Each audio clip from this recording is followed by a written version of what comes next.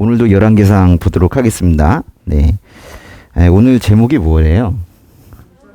성전 봉헌식의 의미.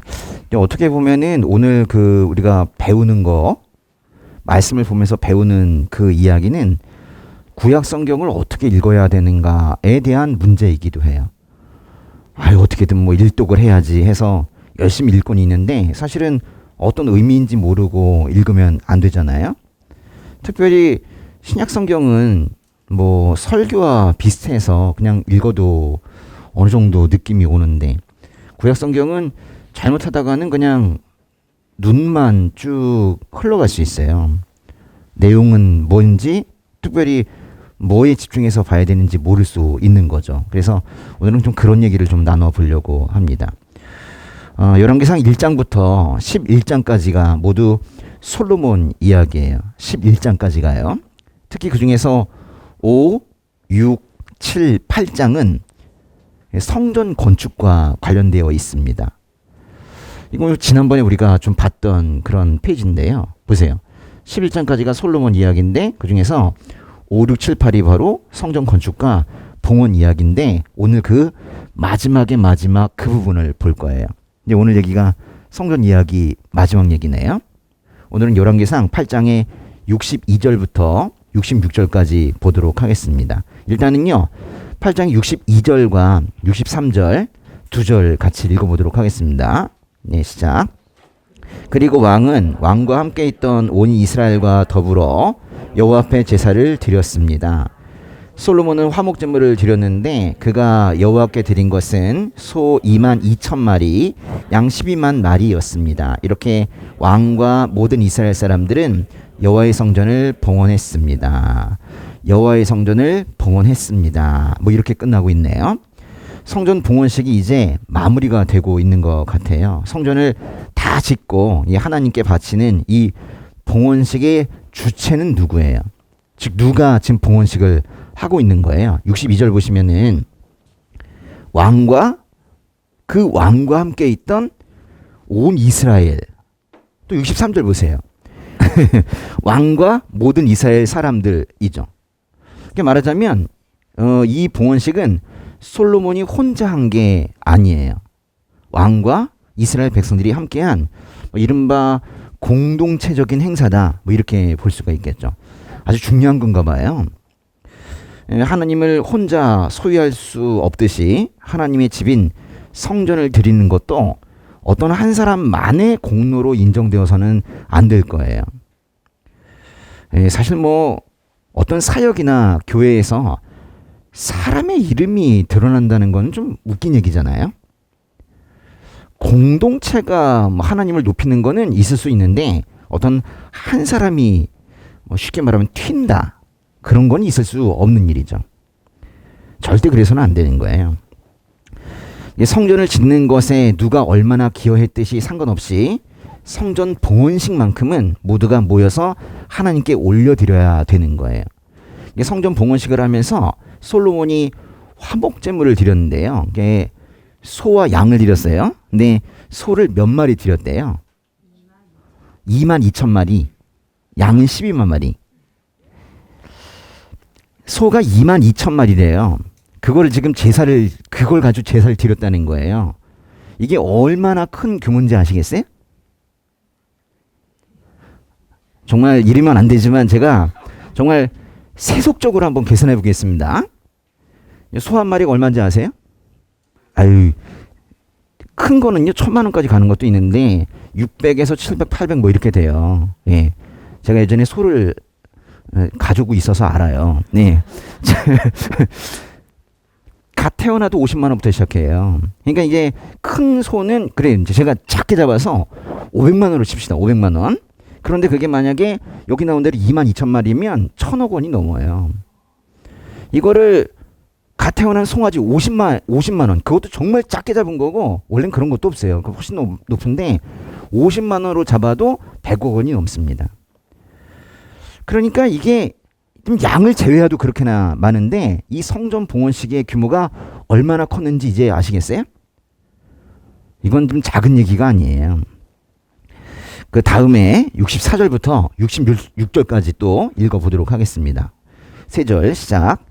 그날 왕은 여호와의 성전 앞쪽 가운데 뜰을 거룩히 구별하고 거기에서 번제와 곡식제와 화목제의 기름을 드렸습니다. 여호와 앞에 청동제단이 너무 작아 번제물과 곡식제물과 화목제물의 기름을 놓을 수 없었기 때문입니다. 그때 솔로몬이 온 이스라엘과 함께 그 절기를 지켰는데 하맛 어귀에서부터 입스 국경의 강에 이르기까지 넓은 지역에 사는 사람들이 모였습니다. 그들은 하나님 여호와 앞에서 7일 동안 절기를 지내고 또 7일 지내서 모두 14일 동안 절기를 지켰습니다. 그는 8일째에 사람들을 돌려보냈습니다. 그들은 왕을 축복하고 여호와께서 그의 종 다윗과 그 백성 이스라엘 위에 하신 모든 선한 일에 기뻐하고 즐거워하며 그 장막으로 돌아갔습니다. 이렇게 8장이 끝나는 거예요. 봉헌식을 마치고 집으로 돌아가는 이스라엘 백성들의 마음 안에는 소망이 가득했던 거예요. 하나님의 집을 만들어 드렸다는 어떤 뿌듯함도 이들에게 있었을 거예요. 66절 마지막 절인데요. 8장의 마지막 절 한번 보세요. 백성들은 기뻐하고 즐거워하면서 장막으로 돌아갔다고 하잖아요. 특히 하나님께서 다윗과 그 백성에게 하신 일을 그렇게 기뻐하고 즐거워했대요. 이게 무슨 얘기예요? 하나님께서 우리를 만나 주셨구나. 이게 하나님을 경험한 것 자체만으로도 이들에게는 큰 기쁨과 큰 즐거움이 된 거예요. 하나님을 경험했다. 이거를 특별히 확인한 거예요. 그래서만 본 것이 아니라 자기들이 직접 경험한 거를 그걸 확인한 거예요. 하나님을 본 거예요. 그래서 이렇게 기쁘고 소망이 가득한 채로 돌아갈 수 있었던 거예요. 솔로몬은 성전을 봉헌한 후에 절기를 지키고 8장의 66절을 보면은 8일째에 사람들을 돌려보냈대요. 8일째에 사람들을 돌려보냈대요. 그 8장의 앞에 있는 2절을 보면요. 8장 2절 잠깐 볼까요? 한번 읽어보세요. 그래서 모든 이스라엘 사람들은 7째 달인 에다님 월 절기에 솔로몬 왕 앞에 모였습니다. 이게 사람들 앞에 이렇게 모인 거예요. 이게 사람들이 왕 앞에 모였어요. 근데 8장 66절에 보면 사람들이 돌아가는 거예요. 그러니까 열왕기상 8장이 딱 이런 거예요. 왕 앞으로 사람들이 몰려들면서 시작이 되고 사람들이 집으로 돌아가면서 끝이 나는 그런 장이 바로 8장입니다. 열왕기상 5장, 6장, 7장, 8장에서는 뭐 역시 중요한 단어가 성전인데요. 성경을 보면 성전으로 시작하고 성전으로 끝나는 책이 있어요. 성전으로 시작하고 성전으로 끝나는 책이 있다고요. 뭘까요? 제가 준비하지 않았지만 상품권 있습니다. 이거 맞추면 드릴게요. 스가랴서도 성전 얘기가 많이 나오긴 하는데 제가 원하는 답은 아니에요. 예? 하긴 정말 성전 짓는 얘기죠. 뭐 그렇긴 하네요. 에스겔, 신약이에요, 신약. 예, 제가 너무 구약 보고 있다. 누가복음이에요. 다들 좀 잘 몰라요. 근데 누가복음이 정말 성전으로 시작하고 성전으로 끝나거든요. 누가복음 1장에 보면 세례 요한의 아버지 스가랴가 성전 안으로 혼자 들어가는 것으로 시작이 돼요. 그리고 이제 누가복음의 마지막 장의 마지막 절, 그게 바로 누가복음의 24장의 53절인데 거기에 뭐 어떻게 끝나냐면 하나님을 찬양하면서 계속 성전에 있었습니다. 이렇게 끝나요. 성전이 있었대요. 누가 있었냐면 예수님께서 부활 승천하시는 걸 보면서 그 제자들이 그냥 거기 성전에 있었대요. 그리고 끝나요. 그래서 성전으로 시작하고 성전 이야기로 끝나는 게 바로 누가복음이에요. 다음 달부터 2022년 1월부터 누가복음 말씀 묵상에 들어갑니다. 아세요? 몰라요? 네. 오늘 사세요. 생명의 삶을 오늘 사면 알아요. 네. 그런 분들이 있어요. 우리 살면서 욕심을 내려놔야 되는데 이상하게 큐티를 내려놓은 분들이 있어요. 거꾸로 가고 있는 거죠.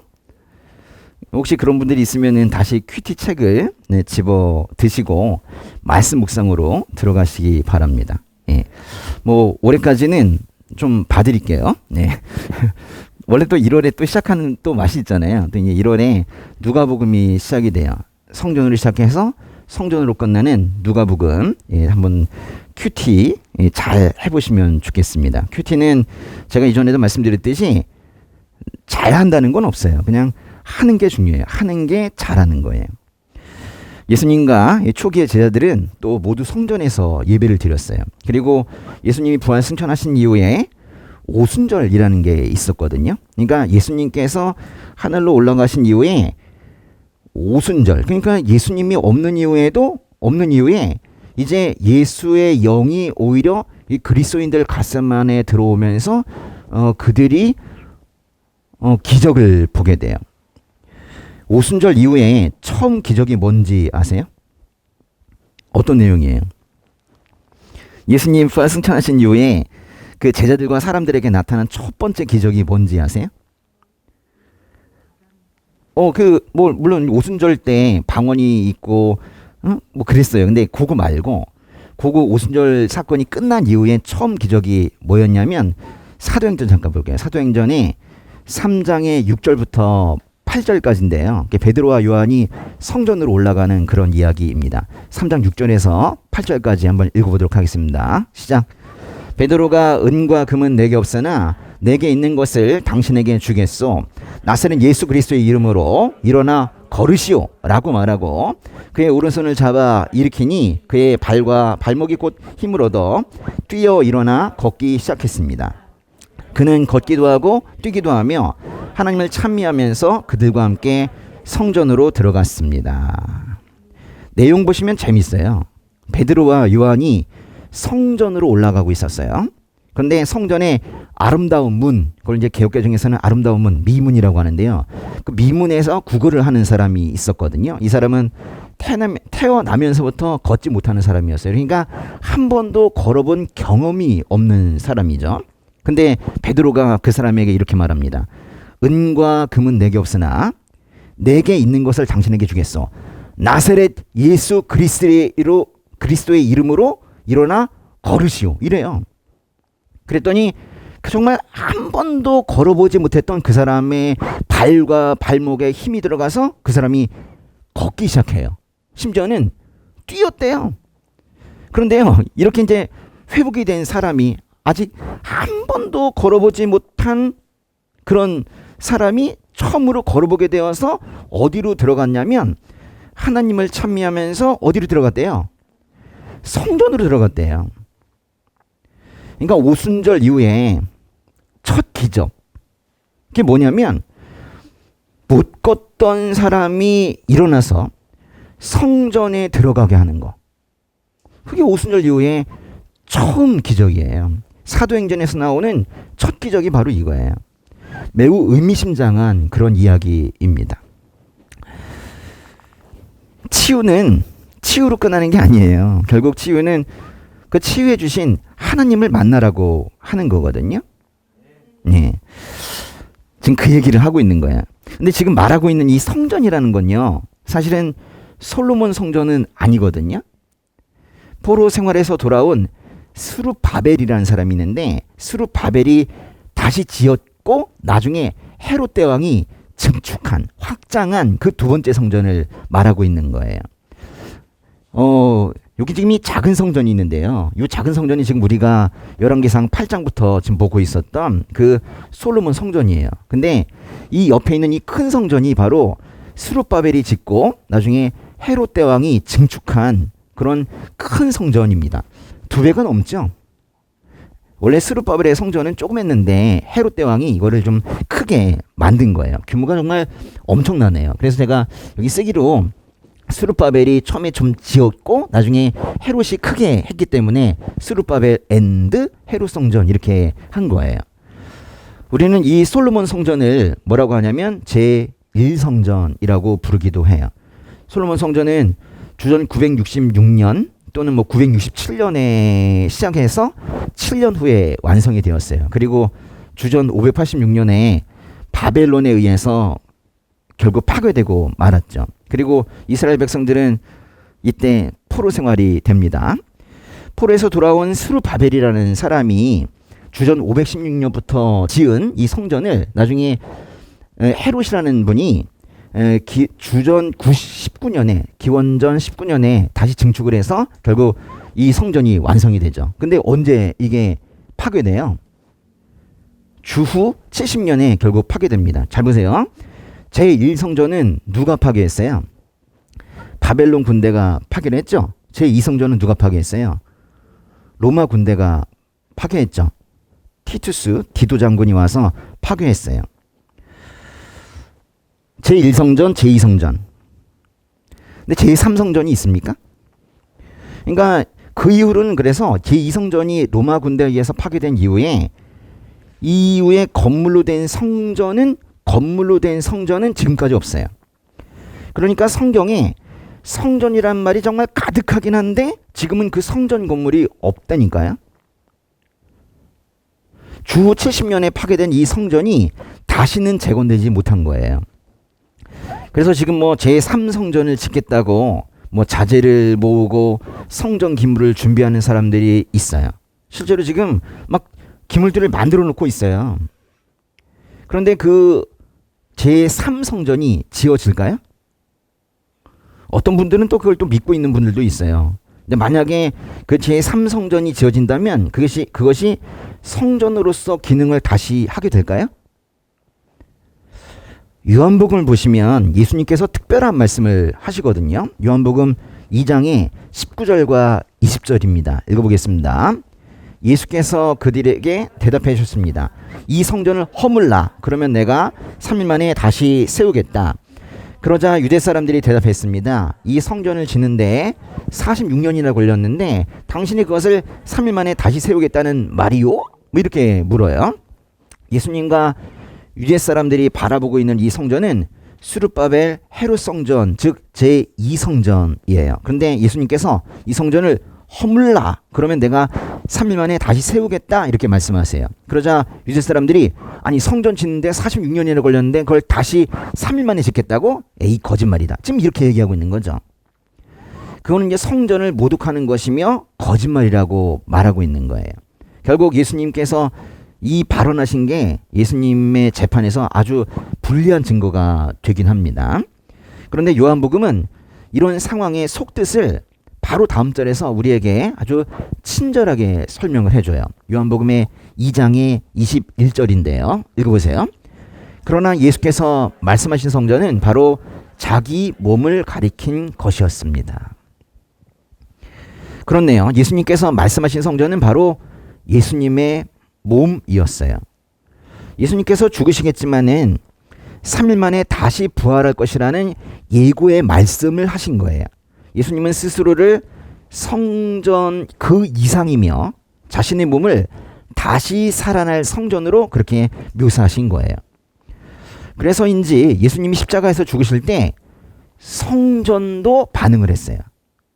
예수님이 십자가에서 죽으실 때 성전이 반응했다고요. 마태복음의 27장에 50절부터 51절까지인데요. 보세요. 예수께서 다시 크게 외치신 후 숨을 거두셨습니다. 바로 그때 성전 휘장이 위에서 아래까지 두 쪽으로 찢어졌습니다. 땅이 흔들리며 바위가 갈라졌습니다. 예수님이 죽으실 때 지성소를 막았던 그 성소 휘장이 두 쪽으로 찢어졌네요. 이것은 성전을 자신의 몸이라고 말씀하신 예수님의 비유가 현실로 나타난 거예요. 예수님의 육신이 부서지자 성소와 지성소 사이에 그 휘장도 찢어진 거예요.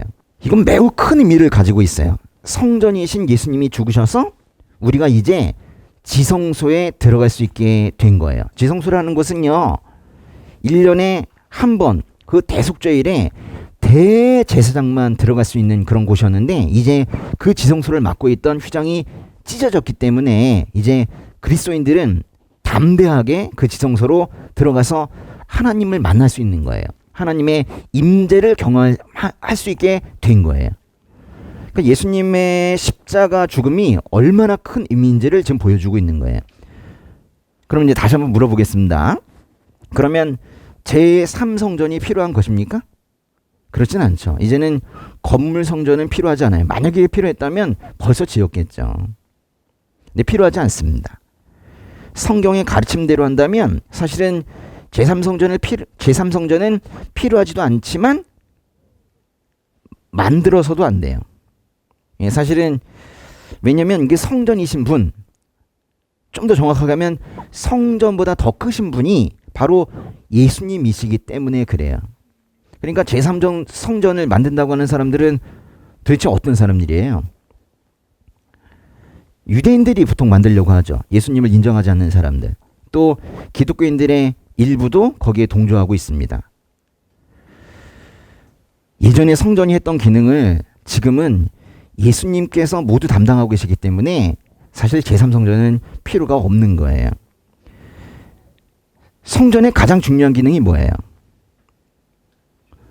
죄사함이에요. 맞아요. 죄의 용서입니다. 그런데 예수님께서 나는 죄사함의 권한을 가지고 있다라고 말씀하신 적이 있어요. 한 중풍 환자를 친구들이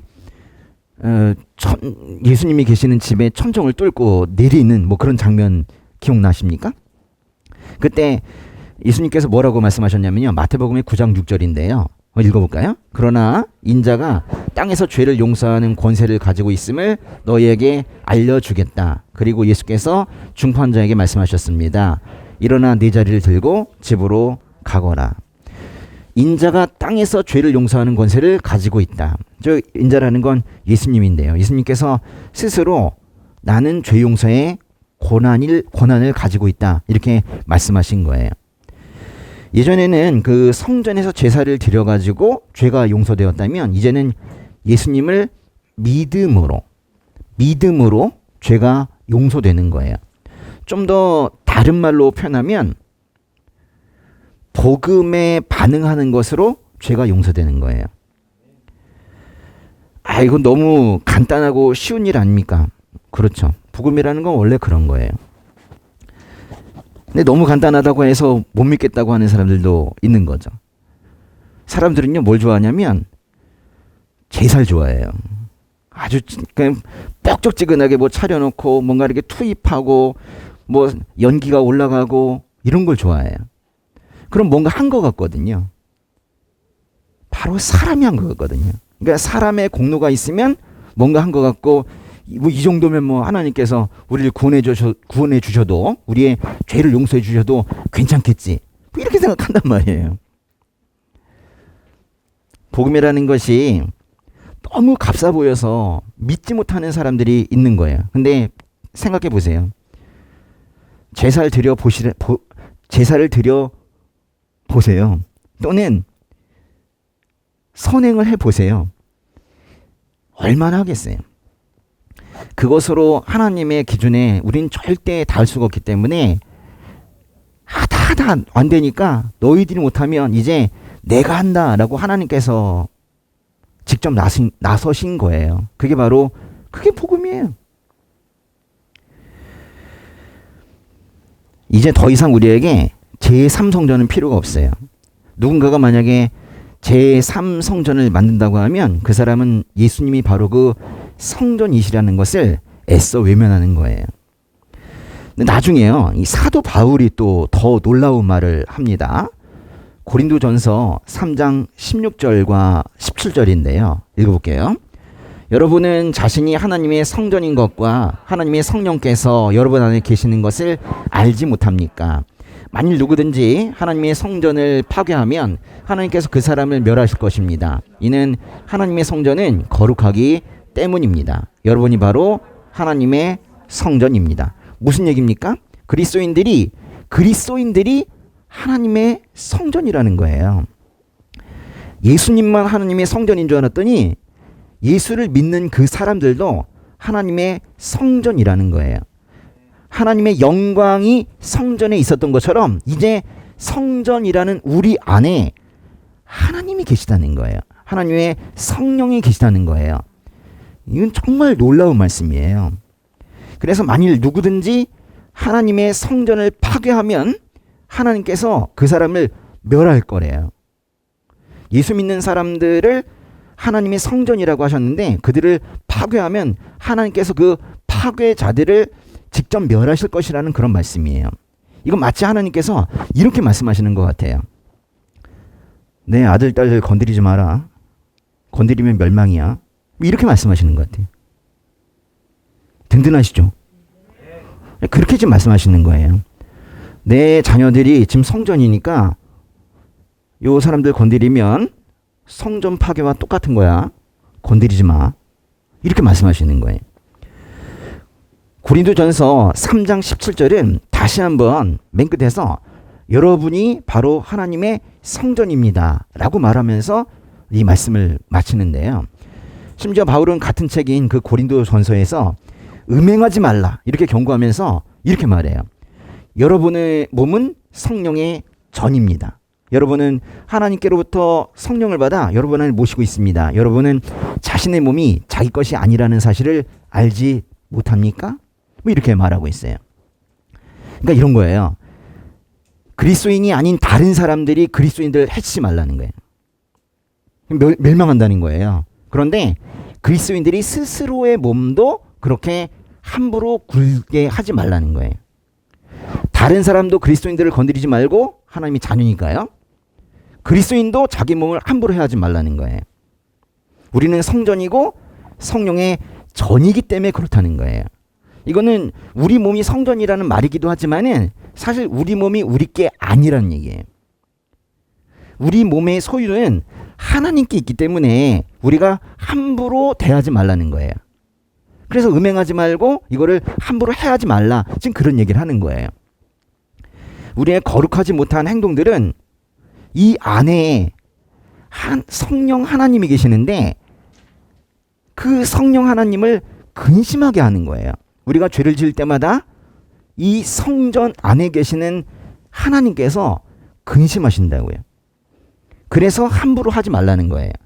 솔로몬은 성전이라는 건물을 돌을 쌓아서 만들었습니다. 근데 그 솔로몬이 쌓아 올렸던 돌과 같은 사람들이 지금 여기 있는 그리스도인들이고 그 모퉁이 돌은 예수님이 되신다는 거예요. 에베소서 말씀으로 가볼게요. 에베소서 2장의 20절부터 22절까지 20, 21, 22 세 절 볼게요. 여러분은 사도들과 예언자들의 기초 위에 세워진 사람들이요 그리스도 예수께서 친히 모퉁이 돌이 되셨습니다. 그리스도 안에서 건물 전체가 서로 연결돼 주 안에서 함께 자라 거룩한 성전이 됩니다. 여러분도 성령 안에서 하나님께서 거하실 처소가 되기에 그리스도 안에서 함께 세워져 가고 있습니다. 예수님도 성전이시고 예수님을 믿는 사람들도 역시 성전이에요. 그런데 예수님과 예수 믿는 사람들이 따로 가는 게 아니라 그리스도 안에서 서로 연결이 되고 함께 세워져 가는 거예요. 그래서 성전을 이루어 간다는 거예요. 하나님께서 거하실 처소가 바로 성전인데 그리스도인들은 하나님의 성령 안에서 하나님께서 거하실 처소가 되기 위해서 그리스도 안에서 함께 세워져 가고 있다는 거예요. 여러분이 믿음이 커져가는 과정을 성경에서는 성전이 지어져 가는 과정이라고 말한 거예요. 지금 그 지어져 가는 건물인 성전에 여러분 안에 성령 하나님께서 거하고 계시는 거예요. 이 성전 안에, 즉 우리 안에 하나님의 영, 주의 영, 진리의 영, 성령께서 거하시는 이유는 우리로 하여금 복음을 온전히 받아들이고 점차 하나님의 사람으로 성장해 가라는 그런 의미예요. 괜히 왜 여기 오셨겠어요? 변화. 우리 보고 이 성령에 따라 생각하고 성령에 따라 행동하면서 변화하라는 거예요. 우리 안에 성령 하나님께서 내주하심으로 그런 특전이 우리에게 주어진 것은 단순한 권리가 아니라 우리도 뭔가 해야 되는 게 있는 거예요. 그렇다고 우리가 뭐 적극적으로 뭘 하겠습니까? 그런데 그 성령께서 하시는 일에 우리를 맡겨야 되는 거예요. 성령 하나님께서 말씀하신 대로 생각하고 행동하고 살아가야 되는 거예요. 그래서 결국 변화해야 되는 거예요. 고린도후서 3장 17절과 18절 한번 읽어보도록 하겠습니다. 주께서는 영이시며 주의 영이 계신 곳에는 자유가 있습니다. 우리는 다 벗은 얼굴로 주의 영광을 바라보는 가운데 그와 같은 형상으로 변화해 영광에서 영광에 이르게 됩니다. 이 일은 주의 영으로 말미암습니다. 주의 영으로 말미암아 변화한다는 거예요. 주의 영이 계신 곳이 어디입니까? 주의 영이 계신 곳이 어디입니까? 이렇게 누가 이제 물었어요. 그럼 이제 구약 성경만 주구장창 읽고 있는 사람은 성전이죠. 성전이라는 건물이죠. 뭐 이렇게 대답할 거예요. 그런데 이제 우리는 알고 있는 거예요. 주의 영이 계신 곳이 어디입니까? 뭐 이런 질문에 우리가 대답할 수 있는 것은 여기요 라고 대답하죠. 우리 몸이 바로 주의 영이 계신 곳이에요. 그러니까 18절을 보면은 우리는 모두 그리스도의 형상으로 변화해서 하나님의 영광에 이르게 될 거예요. 그런데 이 일은 모두 주의 영, 즉 성령으로 말미암아 가능한 거예요. 우리가 의지가 좋아서 능력이 좋아서 변하는 게 아니라 따라가는 거예요. 이 성령께서 가는 대로 이렇게 잘 따라가다 보면 우리도 어느 순간 참 많이 변해 있는 거죠. 근데 뭐 뻗튀기면서 성령께서 가시지만 자기 의지대로 가겠다. 난 이쪽으로 하겠다고. 응? 저쪽으로 가시라고. 그래서 변하지 않는 거잖아요. 그러니까 정말 똑똑한 사람은 자기 의를 내려놓는단 말이에요. 정말 똑똑한 사람의 특징은 고집을 내려놓는단 말이에요. 고집을 내려놓는 순간 성령 충만해질 수 있어요. 이 안에 성령을 품고 산다는 게 그게 얼마나 대단한 일이냐면 성령을 품고 오래 살잖아요? 그러면 성령의 열매를 맺거든요. 우리가 원하는 게 그거 아닙니까? 갈라디아서 5장의 22절과 23절 한번 볼게요. 그러나 성령의 열매는 사랑과 기쁨과 화평과 오래 참음과 친절과 선함과 친실함과 온유와 절제입니다. 이런 것들을 금지할 율법은 없습니다. 이제 하나님의 영이 있는 우리가 성전인 거예요. 그래서 우리는 성령에 이끌려서 성령 충만으로 살면서 사랑, 기쁨, 화평, 오래 참음, 친절, 선함, 신실함, 온유, 절제와 같은 그런 성령의 열매를 맺는 존재가 된 거예요. 이전처럼 육체의 욕망을 따라 살아서는 안 됩니다. 육체의 욕망은 성령을 거스른다라고 성경에 명확하게 적혀 있어요. 근데 한 단계 더 나아가면 성경은 이런 놀라운 말씀도 해요. 베드로전서 2장의 4절과 5절인데요. 한번 읽어보겠습니다. 사람에게는 버림을 당하셨으나 하나님께는 택하심을 받은 보배로운 산돌이신 예수께 나아가 여러분 자신도 산돌들처럼 신령한 집으로 세워지십시오. 그래서 예수 그리스도로 인해 하나님께서 기쁘게 받으실 만한 제사를 드리는 거룩한 제사장이 되십시오. 5절에서 말하는 그 신령한 집이 뭐예요? 말씀에서는 신령한 집으로 세워지십시오. 뭐 이렇게 말했어요. 심지어 성경은 우리에게 거룩한 제사장이 되십시오 라고 말해요. 정말 엄청나네요. 우리 보고 제사장이래요. 히브리서라는 책을 보면은 예수님을 대제사장이라고 표현하는데 우리도 그건 아니지만 그 밑에 있는 제사장들인가 봐요. 지금 읽으신 말씀을 보면 예수님도 산돌이시고 우리도 새로운 산돌이어서 이것이 점점 더해지면 그것이 신령한 집이 된다는 거예요. 돌 위에 돌을 쌓고 쌓으면 신령한 집이 된다는 거예요. 여기서 말하는 신령한 집은 교회를 말하는 거예요. 교회. 이 땅의 교회들이 하나님의 성전이 되어서 하나님의 영광스러운 임재로 충만해지고 그 임재를 점점 확대해서 이 땅에 가득하게 하는 거. 그게 바로 교회가 이 땅에 있는 이유예요. 교회의 존재 가치인 거죠.